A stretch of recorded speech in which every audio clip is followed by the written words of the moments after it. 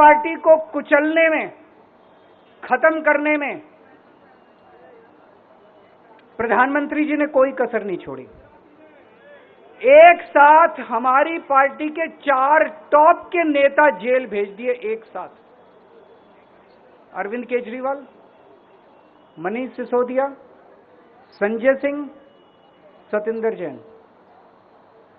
बड़ी बड़ी पार्टियों के अगर 4 टॉप के नेता जेल चले जाएं, पार्टी खत्म हो जाती है। आम आदमी पार्टी के 4 टॉप के नेता इन्होंने जेल भेज दिए। उन्होंने सोचा कि पार्टी खत्म हो जाएगी, लेकिन ये पार्टी नहीं है, ये एक सोच है। जितना ये खत्म करना चाहते हैं उतना ये बढ़ती जाती है, उतना ये बढ़ती जाती है। ये क्रश करना चाहते हैं प्रधानमंत्री जी आम आदमी पार्टी को। जो लोग मोदी जी से मिलने जाते हैं, वो कई लोग हमें भी जानते हैं, वो बाहर आके हमें बताते हैं कि आपके बारे में सबसे पहले मोदी जी से जो भी मिलने जाता है, सबसे पहले वो केजरीवाल की और आम आदमी पार्टी की 10 से 15 मिनट बात करते हैं। उनको कहते हैं कि आने वाले समय के अंदर आम आदमी पार्टी ही देश को भविष्य देने वाली है। वो खुद भी मानते हैं। इसीलिए वो चाहते हैं कि आज ही आम आदमी पार्टी को बढ़ने से रोका जाए, इनको कुचल दिया जाए। ये तानाशाही है। एक बेहद खतरनाक मिशन चालू किया हुआ है प्रधानमंत्री जी ने, बहुत ही खतरनाक। देशवासियों को यह समझने की, अब जब मैं बोलने जा रहा हूं, समझने की जरूरत है। उस मिशन का नाम है वन नेशन वन लीडर। देश के सारे नेताओं को खत्म करना चाहते हैं मोदी जी, और इसको 2 स्तर के ऊपर इस मिशन को चला रहे हैं।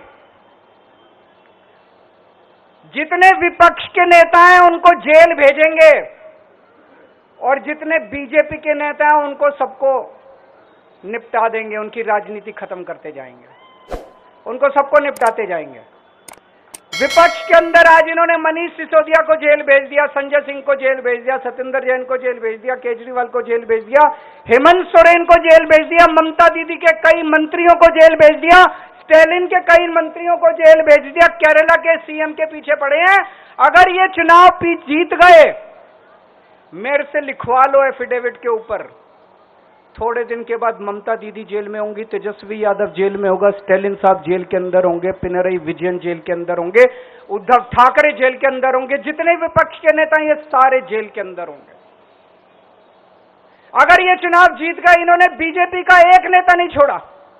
आडवाणी जी की राजनीति खत्म कर दी इन्होंने, मुरली मनोहर जोशी की राजनीति खत्म कर दी, सुमित्रा महाजन की, शिवराज सिंह चौहान जिसने मध्य प्रदेश का चुनाव जीत के दिया इन लोगों ने, शिवराज सिंह चौहान ने उसको मुख्यमंत्री नहीं बनाया, उसकी राजनीति खत्म कर दी। वसुंधरा राजे की राजनीति खत्म कर दी इन्होंने, खट्टर साहब की राजनीति खत्म कर दी, डॉक्टर रमन सिंह की राजनीति खत्म कर दी। अब अगला किसका नंबर है? योगी आदित्यनाथ। अगर ये चुनाव जीत गए, मेरे से लिखवा लो, 2 महीने के अंदर उत्तर प्रदेश का मुख्यमंत्री बदल देंगे ये लोग। योगी आदित्यनाथ की राजनीति खत्म करेंगे, उनको भी निपटा देंगे ये लोग। यही तानाशाही है दोस्तों। वन नेशन वन लीडर ये चाहते हैं, एक ही तानाशाह इस देश के अंदर बचेगा, एक ही तानाशाह इस देश के अंदर बचेगा। ये लोग इंडिया गठबंधन से पूछते हैं आपका प्रधानमंत्री कौन होगा। मैं बीजेपी से पूछता हूं आपका प्रधानमंत्री कौन होगा।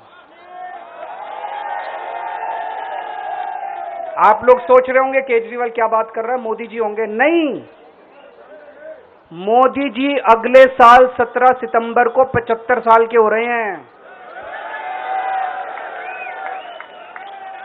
बीजेपी के अंदर मोदी जी ने 2014 में मोदी जी ने खुद ने रूल बनाया था कि बीजेपी के अंदर जो भी 75 साल का होगा उसको रिटायर कर दिया जाएगा।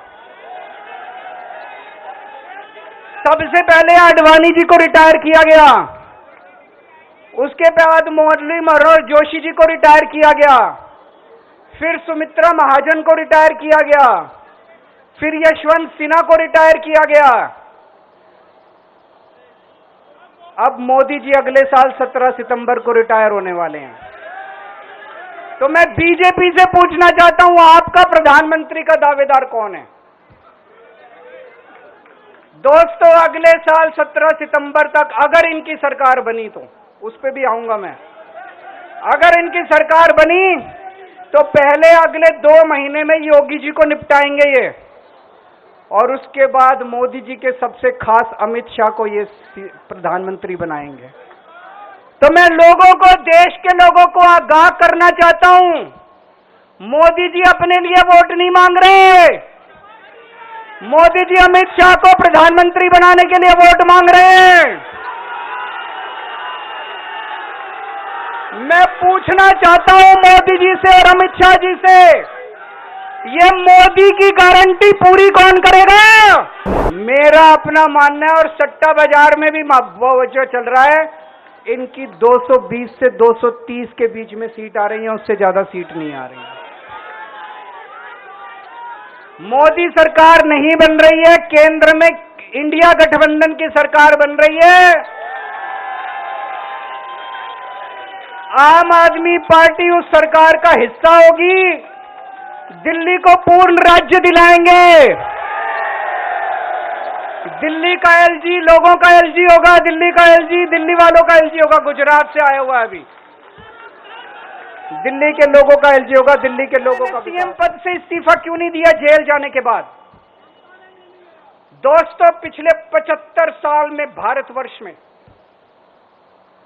इतने राज्यों के चुनाव हुए, इतने राज्यों के चुनाव हुए, दिल्ली के अंदर सबसे ऐतिहासिक बहुमत से आम आदमी पार्टी जीती, 55-56% वोट, एक बार 67 सीट, एक बार 62 सीट।